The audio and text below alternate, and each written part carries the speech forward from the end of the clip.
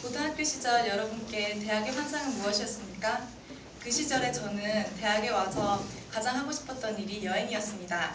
그리고 뜨거운 열정을 가지신 여러분들도 왠지 모르게 여행을 좋아하실 것 같습니다. 실제로 대학 경제에서 주관한 설문조사에 따르면 대학생들의 버킷리스트 중 1위가 28.4%로 유럽 배낭여행이라고 합니다. 하지만 여러분, 혹시 여러분들의 그 설렘이 타인에게 그리고 더 나아가 전 세계에 상처가 될 수 있다면 어떻게 하시겠습니까? 여행자 한 사람은 평균 3.5kg의 쓰레기를 만들고 400리터의 물을 사용합니다. 그것은 지역 주민에 비해 3배나 많은 쓰레기를 만드는 것입니다. 관광학부의 학생으로서 저는 저번 학기 수업을 통해 인권과 환경을 지키고 세상을 변화시킬 수 있는 공정관광에 대해서 배웠습니다. 그리고 그것에 깊은 영감을 받아서 제 목표는 미래에 책임감 있는 관광 문화를 만드는 것입니다. 그리고 이 자리를 빌어서 여러분께 공정한 관광방법 3가지를 제안하고자 합니다. 첫 번째 공정관광법은 다른 이의 인권을 존중할 수 있는 여행입니다.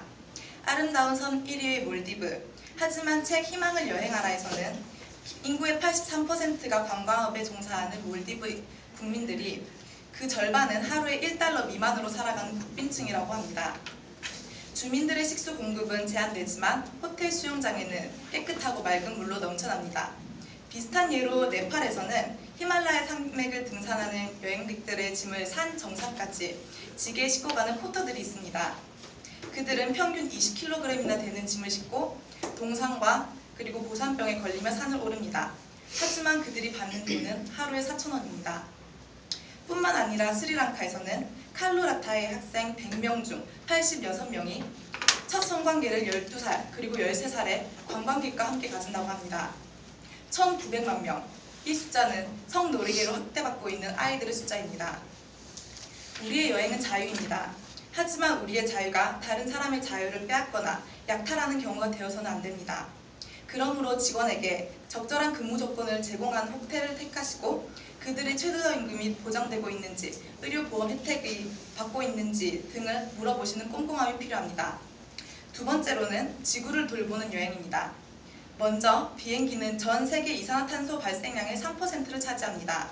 하지만 문제는 높은 고도에서 이산화탄소를 발생시킬 경우에 지상에서보다 약 3배나 더 많은 악영향을 끼친다고 합니다.